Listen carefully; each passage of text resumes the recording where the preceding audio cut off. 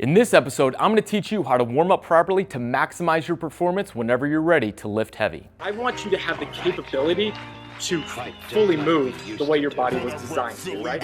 Jump overhead, I'll take you back to where my problems lie. In trouble, younger daughter done some shit that made my mama cry. Out to the heavens like I bless him, for I know he's lost. Caught in a trance and this manic depression settled in. Get up and get down, get up and get.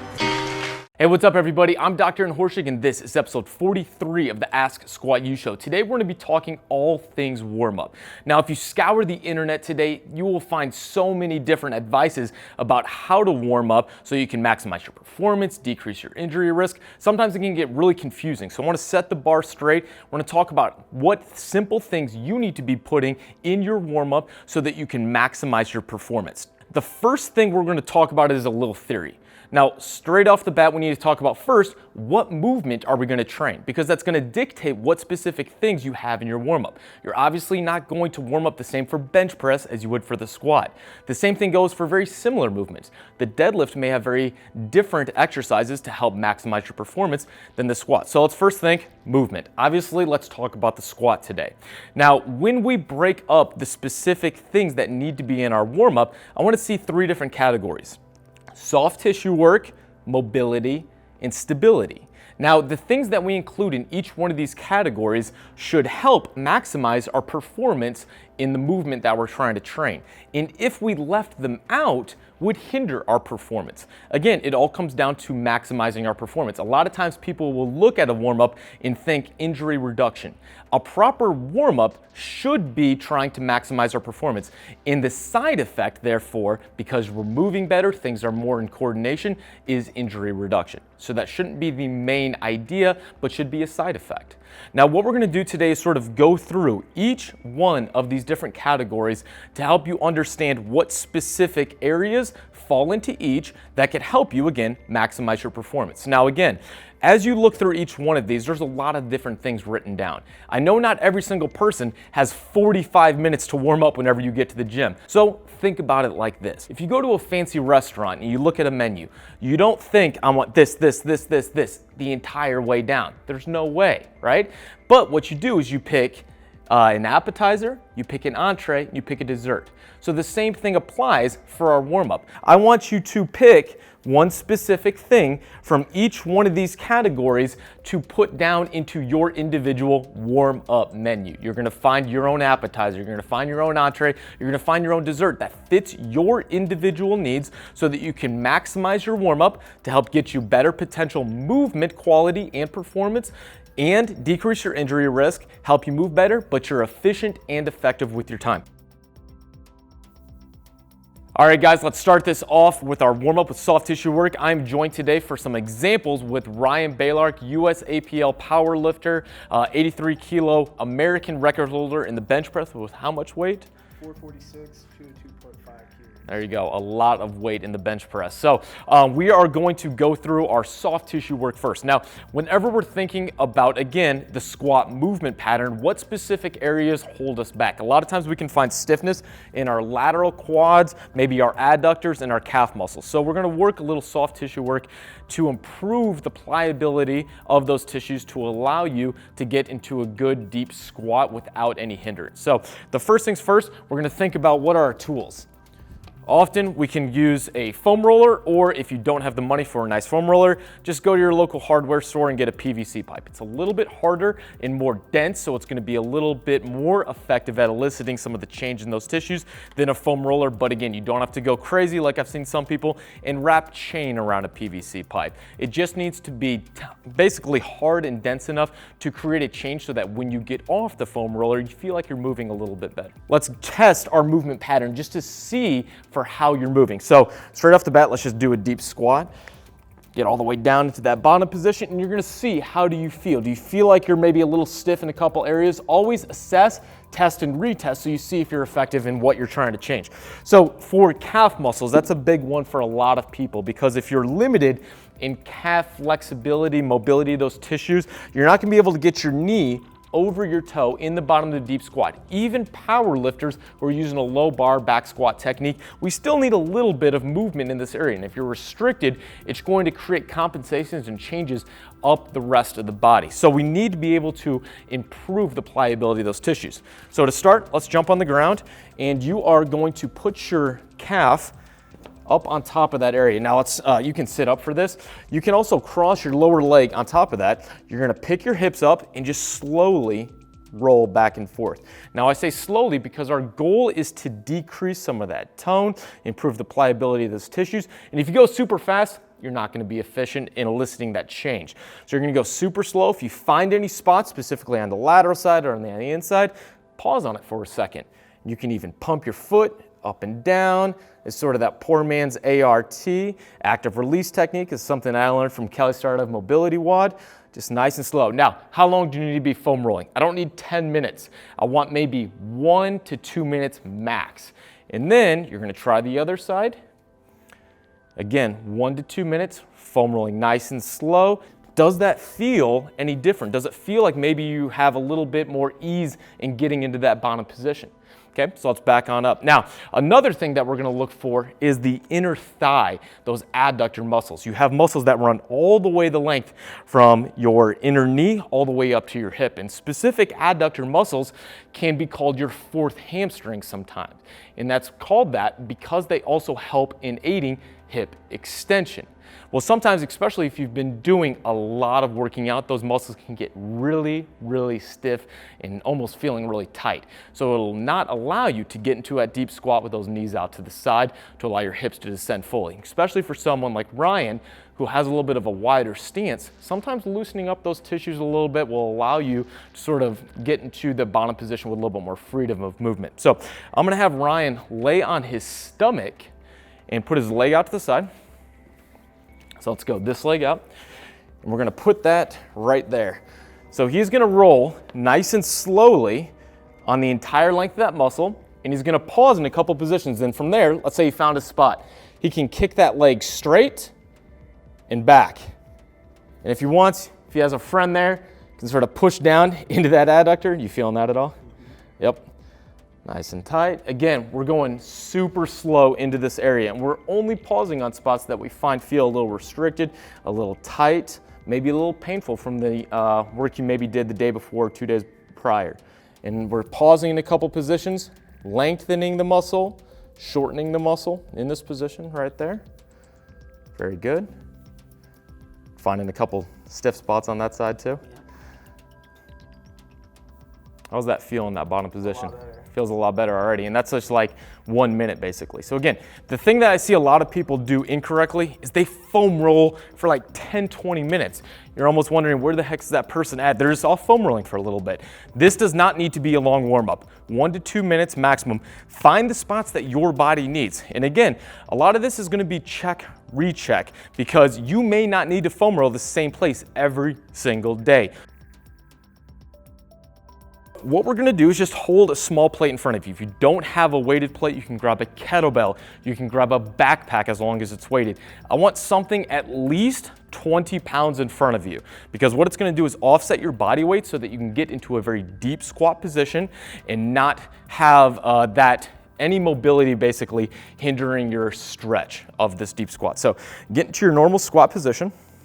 You're gonna hold this right out in front. From here, you're just going to squat down as deep as you can. Now, for some people that are really stiff after sitting all day, go with the elbows on the knees first, and then just sort of hinge yourself into that bottom position.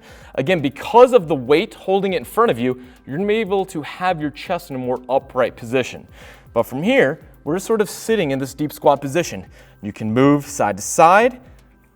You can drive one knee over the toe and feel a stretch in that calf. Now again, one thing that I see a lot of people do incorrectly is they'll get down here and they'll have their knees really, really wide or toes really, really wide. Or when they get down here, they will drive their knee forward and let their foot cave in. Every single stretch needs to be performed in the manner that we want to elicit change for the movement pattern. So I don't want to stretch my knee forward and my foot collapse over.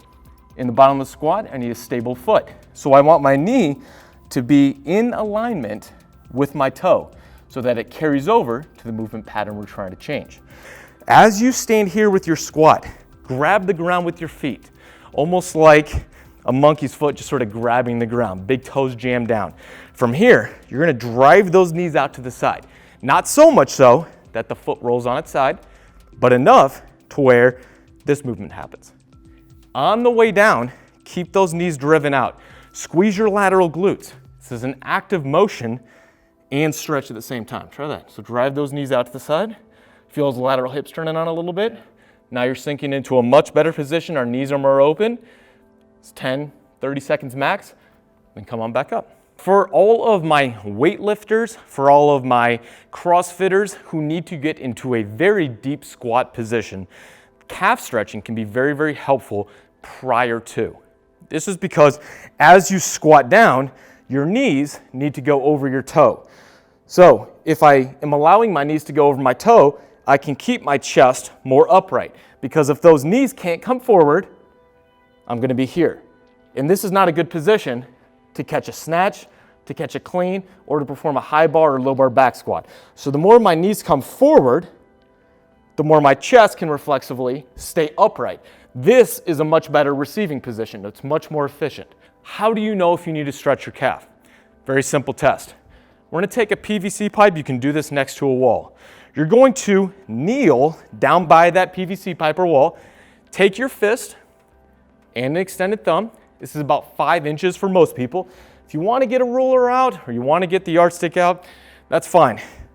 That far, then drive your knee forward as far as you can without your heel popping off the ground.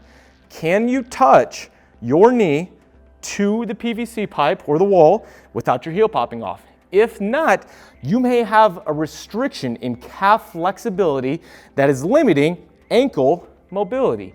And therefore, if we improve flexibility of the calf muscles to allow more knee over toe translation, it will theoretically allow you to sit into a deeper squat with a more upright chest position, allowing you to be that much more proficient in your high bar back squat, your front squat, your overhead squat, or any of your Olympic lifts. Now, for a power lifter, you may not need that much ankle mobility, because in the bottom of a deep squat, you're not going ass to grass.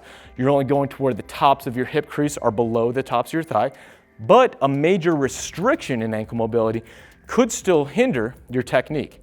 There's been some research done where they've looked at elite powerlifters versus regular everyday powerlifters at specific competitions. And they saw that the most elite squatters were actually more upright than those who are not elite. Now, if we're talking powerlifting, many of them are using a low bar back squat technique. So that's showing us that even though we're using a low bar back squat technique that naturally inclines the chest a little bit more, the most elite powerlifters are still a little bit more upright, which means you need ankle mobility. If you guys check out the video I did with Kelly Brenton, the elite powerlifter from Canada, he needed a little bit of ankle mobility. And if you have a side-to-side imbalance in that flexibility, it can cause changes all the way up the body. So let's check Ryan out for a second. So let's go foot all the way up. There you go. Okay, drive that knee forward. Not too bad. So without his heel popping up, he's maybe about 2 fingers or so away from the PVC pipe. Let's do the same thing with the other one. See if we're dealing with an imbalance. There we go, driving forward. So he's about 2 fingers as well on that one, maybe 3. So a little bit of an imbalance side to side.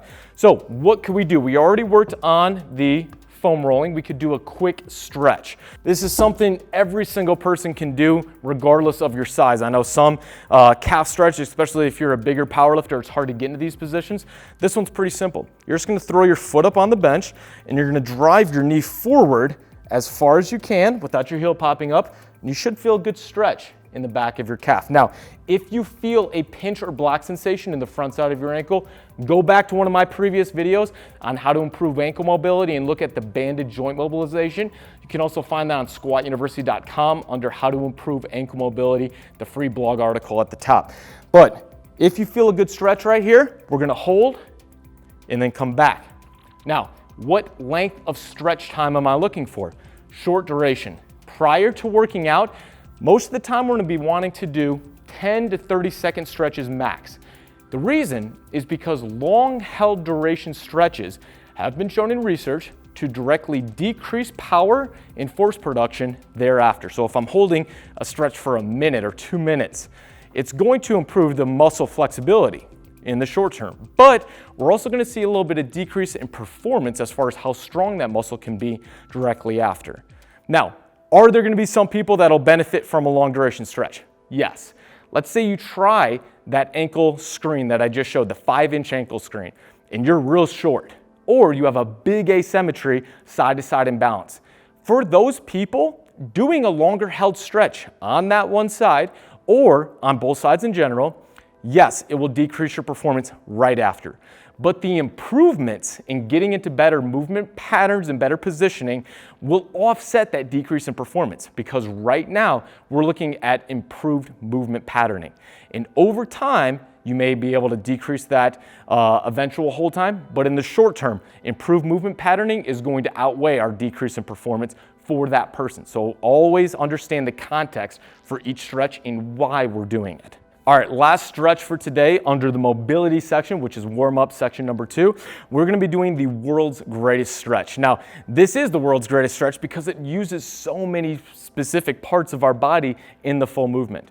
Now, what I'm gonna have Ryan do, get down into a really big lunge, okay? Left hand is gonna be down on the ground. Now from right here, you're gonna pick your back leg up. We'll show this from a different view as well. So pick this back leg off the ground, okay? And get into a or keep it in a lunge position, sorry. So you're gonna be like this, really big lunge position, good. You're gonna take your hand and drive your knee out to the side.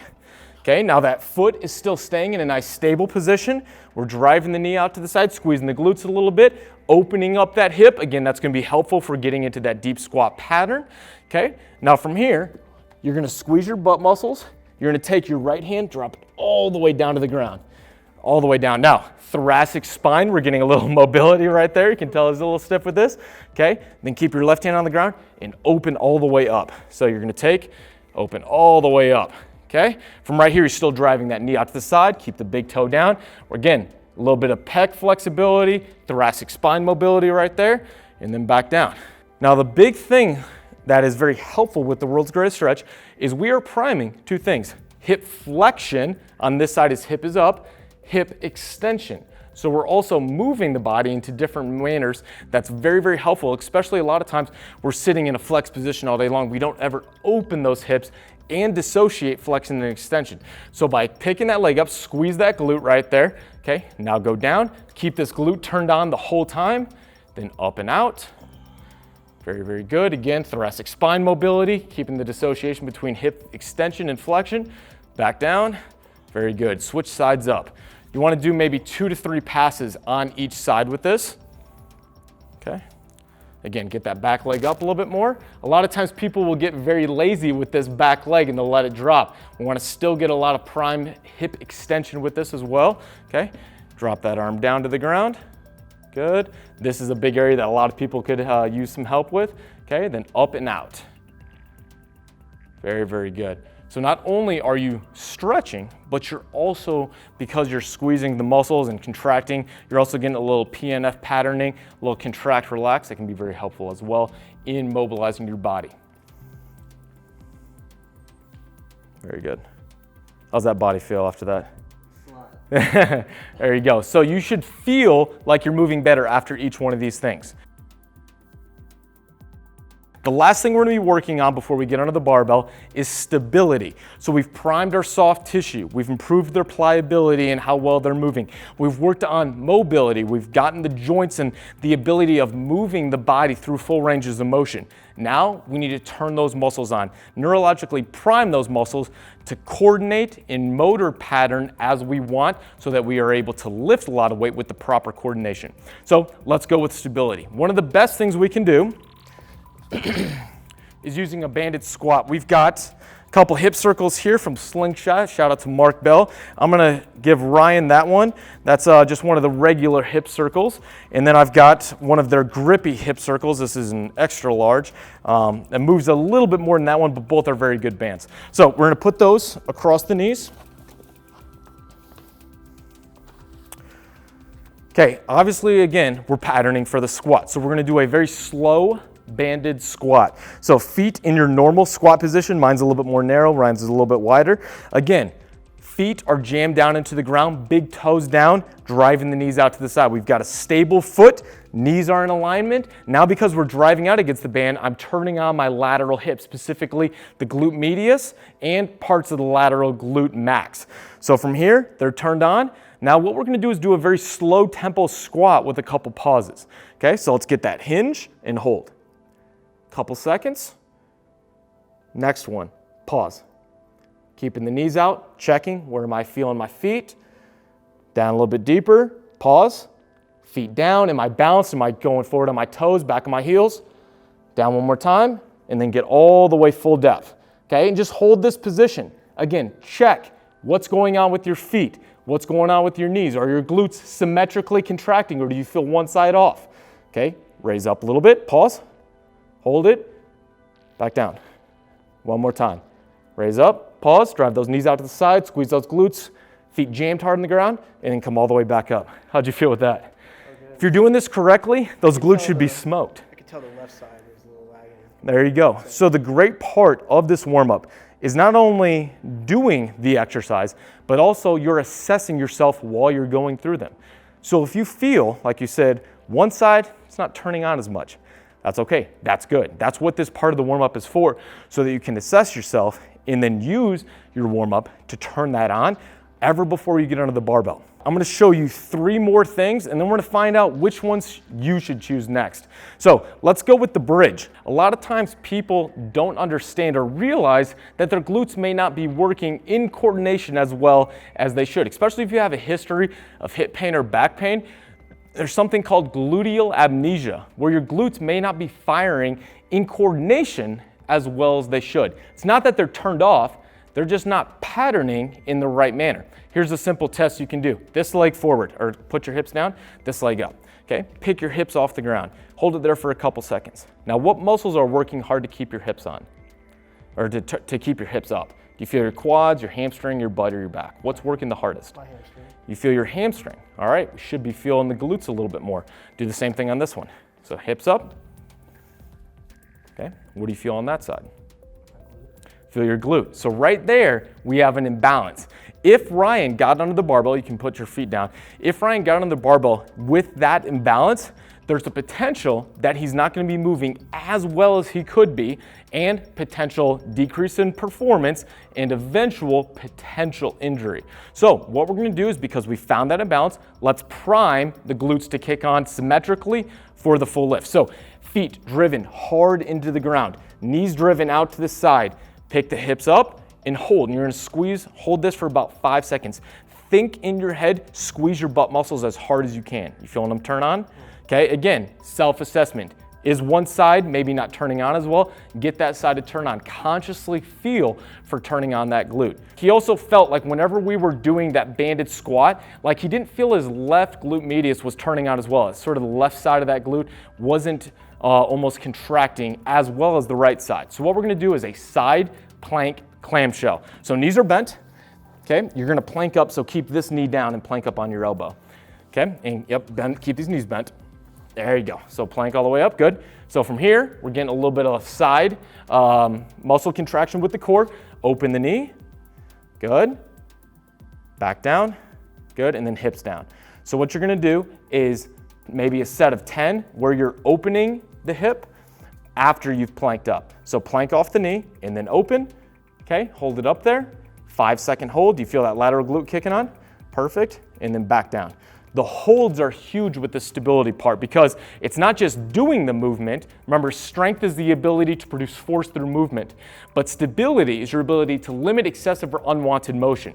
So by coming up and then holding right here, we're getting that lateral glute to turn on and limit excessive motion of the knee caving back in. We're getting that lateral glute to prime and turn on. The last stability drill that I want to show you guys is part of the McGill Big 3. Now, if you want to see the full McGill Big 3, go on my website, SquatUniversity.com, click on the free blog article tab at the top, scroll all the way down to the bottom. But I want to show you the modified curl up and the bird dog. Again, these are two great exercises to help prime stability, especially of the core prior to getting under the barbell. Dr. Stuart McGill, the renowned back expert from Canada, always says that proximal stability of the core enhances distal athleticism and power. So if we prime our core whenever we're trying to warm up, it's going to allow us to maximize our power production whenever we're lifting. So a very good thing to do a little bit of core stability prior to getting under the barbell, no matter what type of training you're doing for the day. Now do a full sit-up. What you're doing with a sit-up is we're actually moving our back and we're flexing our spine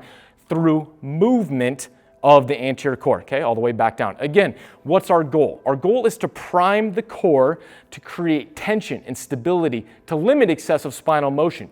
When you're squatting, when you're deadlifting, performing clean, we don't want to see that low back move. We want to see it held in a very constant position.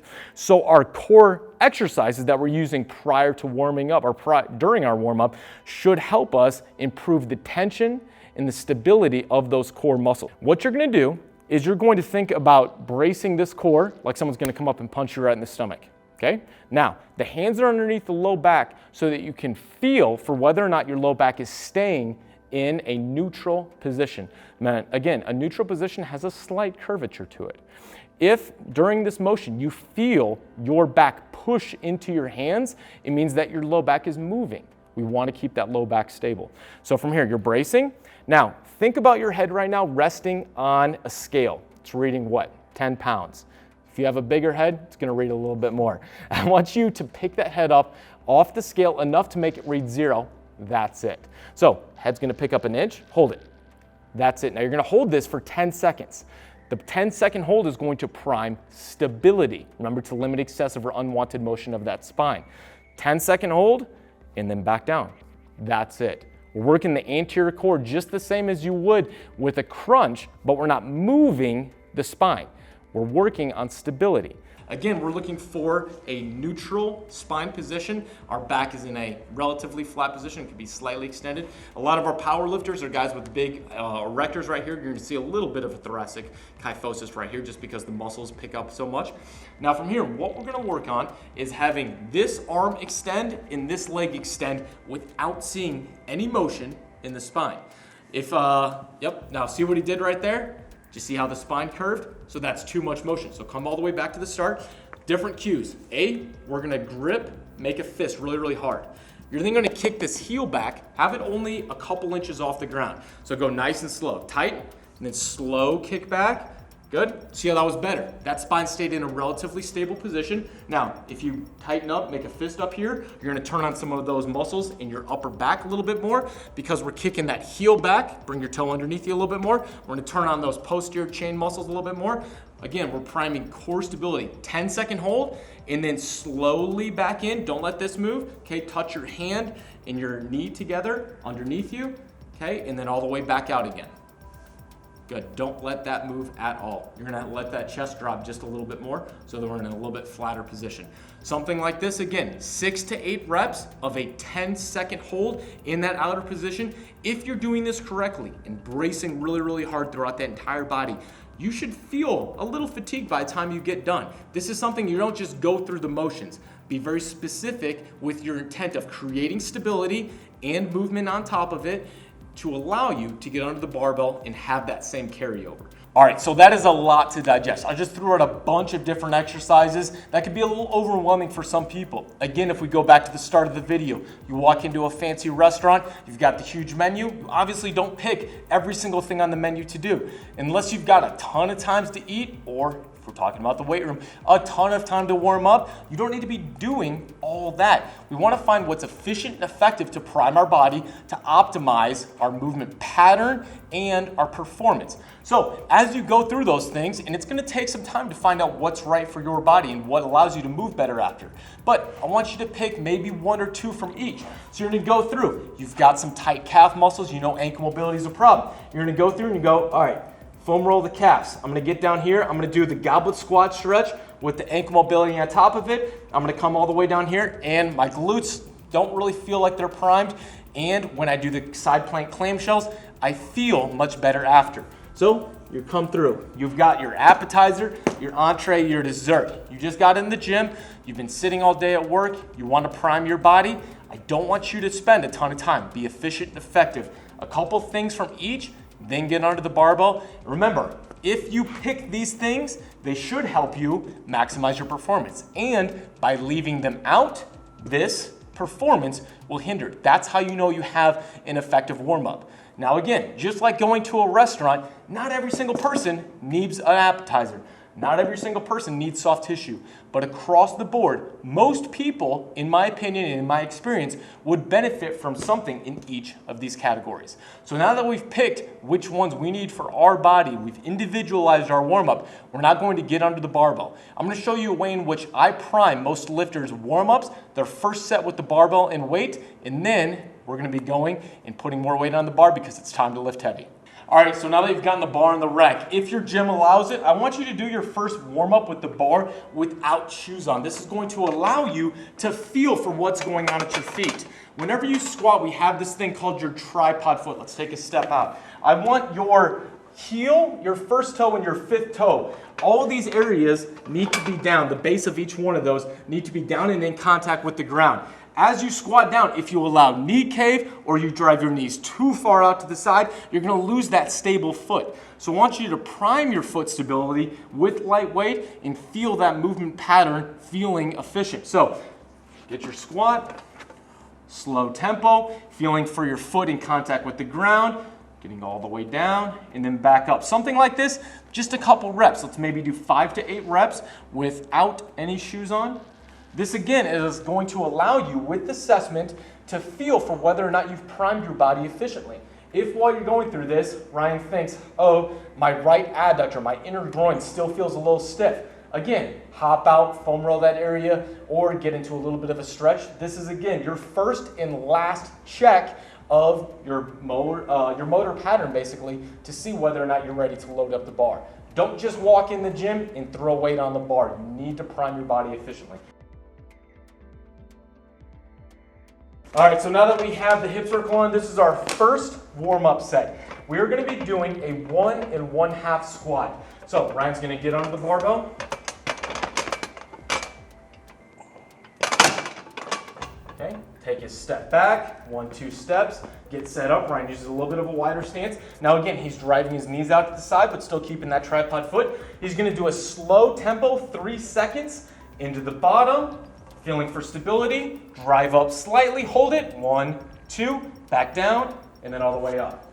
Okay, so go all the way down, half step up, hold it, back all the way down, and then all the way back up. Okay, he's gonna do 2 of those, and then just bang out a couple reps afterwards. So 1 more, you're gonna go all the way down, okay, slide up, squeeze, drive those knees out to the side, feel the glutes kicking on, good, back down, all the way up, okay? 5 more reps, just normal reps. Good. Again, feeling for those muscles that we wanted. The hips turning on, the glutes are primed, movement pattern is feeling good.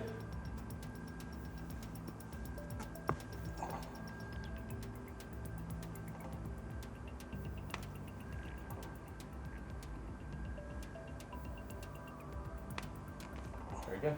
Okay, rack the bar. How'd that feel? Felt those hips turning on? Yeah, There you glutes go. are definitely firing. There you go. So now that we have gone through soft tissue, mobility, stability, we got on the bar, we did our first set without shoes on, we did our first set with shoes on in the hip circle doing the 1 1/2 squat. It's now time to load up that bar. Take your jumps as you want, but get up that heavy weight and crush some heavy weight. Hope you guys liked today's Ask Squat U show talking about proper warm-up. If you have any questions, reach out to me on Twitter at SquatUniversity. Email me at SquatUniversity@gmail.com. And yeah, thank you so much for checking out today's show. If you enjoyed it, please share it with your friends, your family, your other athletes that you work out with. And until next week, guys, happy squatting.